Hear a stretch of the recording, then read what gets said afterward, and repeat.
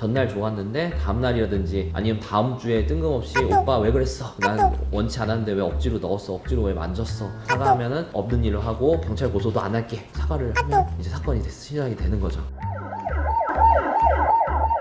안녕하세요. 느낌 좋은 변호사 필변입니다. 오늘은 성범죄 무고 대응, 흔히 말해서 꽃뱀, 방울뱀 사건이죠. 이거에 대해서 아주 딥하게 다뤄보도록 하겠습니다. 전에도 물론 이런 비슷한 주제를 다룬 적이 있지만은 형사사건과 성범죄 간의 차이가 있다고 설명을 해주셨었는데 그 부분 다시 한번 설명을 해주실 수 있나요? 일반 형사사건하고 성범죄가 차이가 있다면 제일 대표적인 게 일반 형사사건은 무죄 추정이라 그랬잖아요. 근데 성범죄는 유죄 추정이에요. 대부분이. 일단 죄인이에요. 죄인. 가는 순간 죄인이고 경찰서 들어갈 때부터 이 따사로운 이런 그 시선으로 이제 시작한다고 보시면 돼요. 그게 성범죄고, 그래서 대응하기가 일반인은 만만치가 않다. 그리고 일반 형사사건은 벌금이나 이런 것도 많지만 강제추행 같은 경우에는 벌금도 있긴 하지만 강간이라든지 유사강간이라든지 이런 건 3년, 2년 이렇게 시작하거든요. 그러니까 사실 벌금이 없는 거기 때문에 잘못 대응하면 감옥에도 갈 수가 있다. 원치 않는 이런 그 결과를 받을 수도 있기 때문에 대응이 어떻게 보면 굉장히 중요하다고 볼 수 있겠습니다. 성범죄 조사 과정에 있어서 전체 과정을 한번 설명해 주실 수 있을까요? 형사 사건 같은 경우에는 수사 단계와 이제 법원 단계가 있어요. 수사 단계는 경찰에서 검찰로 넘어가고 검찰이 법원 단계로 넘어갈지 말지를 결정을 합니다. 그게 이제 수사 단계의 과정이고, 무고성 이런 그 성범죄 같은 경우에는 수사 단계 전에, 경찰 고소가 되기 전에 그 단계가 정말 중요합니다. 첫 단추라 그러는데, 일단 뭐 이런 무고 사건들은 대부분 장문의 카톡으로 시작하는 경우가 많아요. 전날 좋았는데 다음날이라든지 아니면 다음 주에 뜬금없이 오빠 왜 그랬어? 난 원치 않았는데 왜 억지로 넣었어? 억지로 왜 만졌어? 나 기분 정말 나빠. 사과해.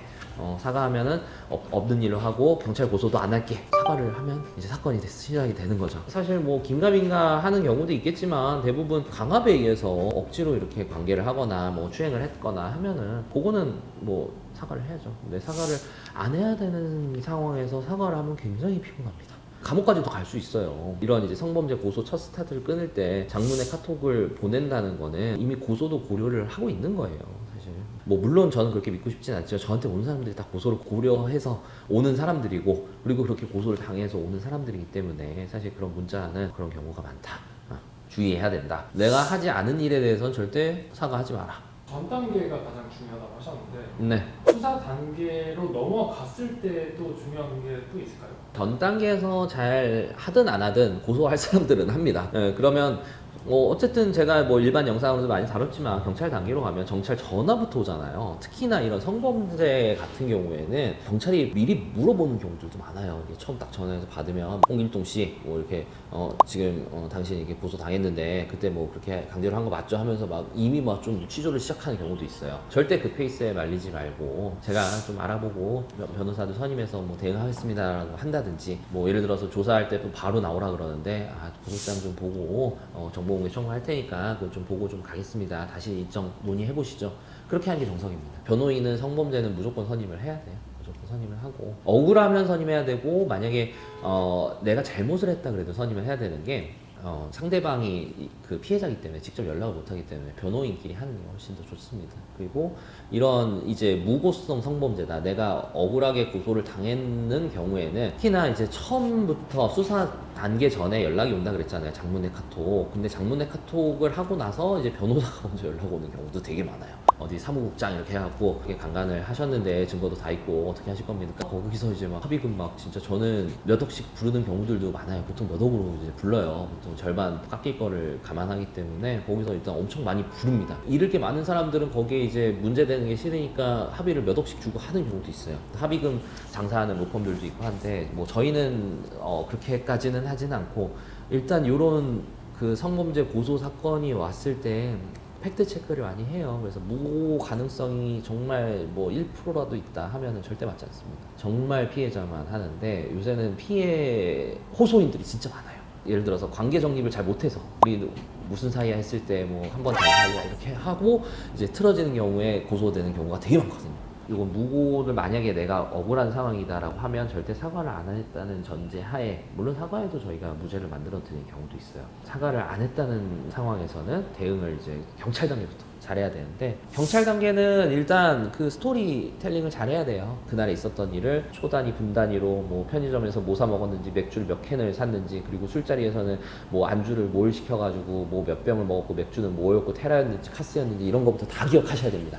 내 진술의 신빙성을 쌓아야 돼요. 그리고 특히나 이런 모텔에 가거나 뭐 오피스텔 뭐 자취방에 데려갔거나 뭐 했을 때 그런 CCTV 동선에 대한 장소를 다 나열을 해봐야 돼요. 장소는 그 CCTV로 연결될 수가 있거든요. 그리고 CCTV는 뭐 보통 한 달, 두 달 가는 줄 알지만 뭐 2주 만에 사라지는 경우도 있어요. 그래서 만약에 정말 나에게 유리한 CCTV가 찍혔을 것 같다, 그러면 이건 무조건 내가 발품을 팔아서 확보를 해야 됩니다.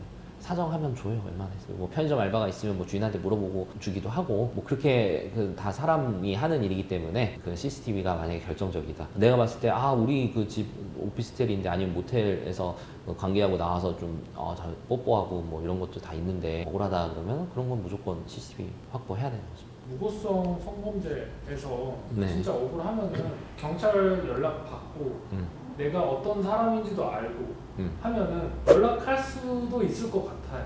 상대방을 상대방한테. 피해자한테 그거는 안 하는 게 좋아요. 왜냐면 그렇게 경찰 고소까지 할 정도의 컨디션이면, 그 피해자의 생각이면, 상태라면 이미 뭐 법률전으로 끝까지 가겠다는 생각으로 했기 때문에 뒤에 변호사가 당연히 있습니다.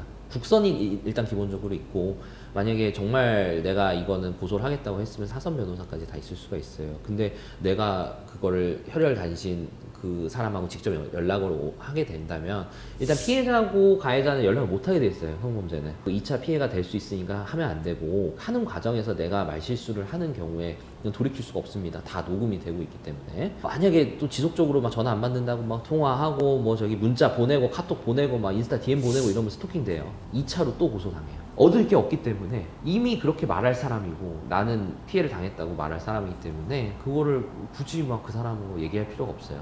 내가 기억하는 사실관계를 기억해서 저 사람과의 모순점에서 내가 좀 더 내 진술의 타당성과 신빙성을 강화할 수 있는 걸 변호인과 상의를 해야지, 직접 이렇게 하는 거는 그렇게 좋지 않은 행위입니다. 여러 가지 사건의 유형이 있고 어떤 정황이 있고 하겠지만은 이런 성범죄 무고성 성범죄에 대해서는 가장 중요한 게 뭐라고? 가장 중요한 거는 진술이에요. 진술.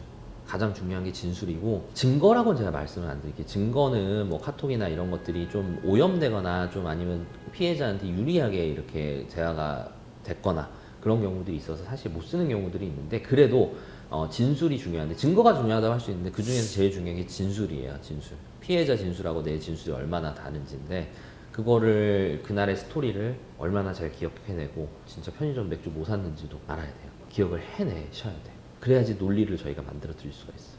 만든다는 게 막 조작을 한다는 게 아니라, 이러이러한 상황에서 이거는 강제성이 없는 관계였다, 아니면 뭐 이런 추행이 없었다, 아니면 추행이 아니라 서로 이렇게 동의된 성관계였다, 뭐 아니면 합의된 터치였다, 뭐 이렇게 나올 수가 있어야 되는 거죠.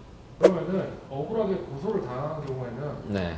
무고로 고소를 할 수가 있나요? 할 수는 있죠. 뭐 동시에 할 수도 있고 한데, 보통은 실무상 이제 그 출사 단계는 거쳐놓고 불송치라든지, 뭐 불송치 되면 피해자가 막 이의신청해서 막 경찰에 가서 불기소를 받고 나서 이제 확정이 되고 나서 좀 무고로 고소하는 경우들이 대부분이에요. 그렇게 좀 도와드리고 있고, 무고는 진짜 큰 죄예요. 무고는 성범죄로 만약에 억울하게 이렇게 고소를 당한 경우에는 상대방이 징역을 살 수도 있어요. 보통 징역으로 시작합니다. 막 6개월에서 1년 나와요. 그건 되게 좀 잘 생각해서 해야 되는데, 요새는 좀 고소가 좀 너무 쉬워진 것 같아요. 보면은 되게 감정이 상해서 고소를 하는 경우들이 많거든요. 그렇게 해서 될 일이 아닌데, 사실 연인간이나 뭐 하룻밤 만남이라도 사실 성인이라면 이제 뭐 책임을 져야 되는 거잖아요. 자기 몸이나 이런 거에 대해서는. 근데 그게 이제 좀 너무 좀 고소가 남발이 되는 게 아닌가, 좀 너무하는 것 같아요. 지금까지 영상이 괜찮으셨다면 구독, 좋아요, 알림 설정까지 해주시고 댓글 남겨주시면 저희가 댓글 달아드리겠습니다. 지금까지 느낌 좋은 변호사 필변이었습니다. 감사합니다.